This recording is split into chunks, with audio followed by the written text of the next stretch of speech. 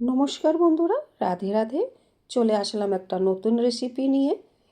আজকে রান্না করব ভেন্ডি ঢেঁড়সের স্পাইসি মুচমুচে পকৌড়া। চলুন প্রথমে ভেন্ডিকে ভালো করে ধুয়ে এইভাবে কেটে নেব। কেটে নেওয়ার পরে একটা পাত্রে নিয়ে নেব বেসন,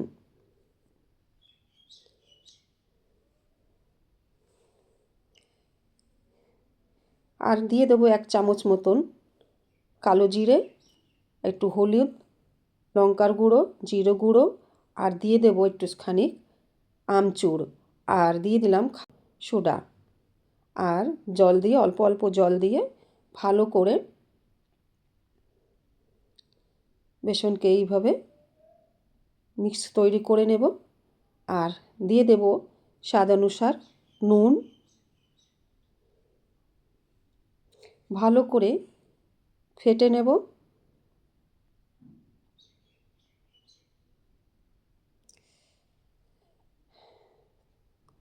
আমি এইভাবে গিলাসের মধ্যে ঢেলে নিয়েছিলাম।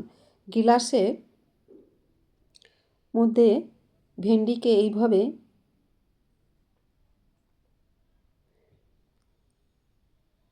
ডিপ করে নিলে সুবিধা হয় বেসনের স্পাইসি পকোড়া বানাতে।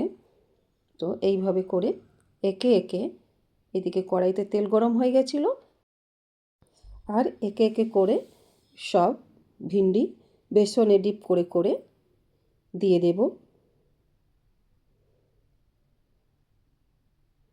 আর এই রকম করে লাল লাল করে ফ্রাই করে নেব।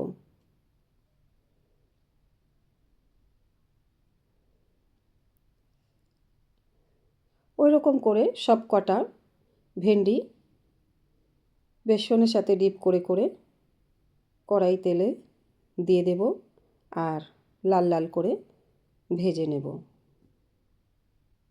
তো বন্ধুরা, যারা আমার ভিডিও দেখছো, যদি ভালো লাগে তাহলে লাইক সাবস্ক্রাইব করতে ভুলবেন না। এটা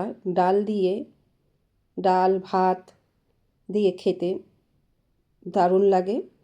একবার হলেও বানিয়ে রান্না করে দেখবেন। স্পাইসি ভিন্ডি পকোড়া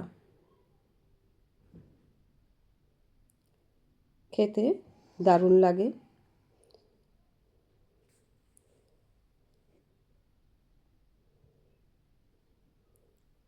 এরকম করে সব কটা ভিন্ডির পকোড়া রেডি করে নিয়েছিলাম।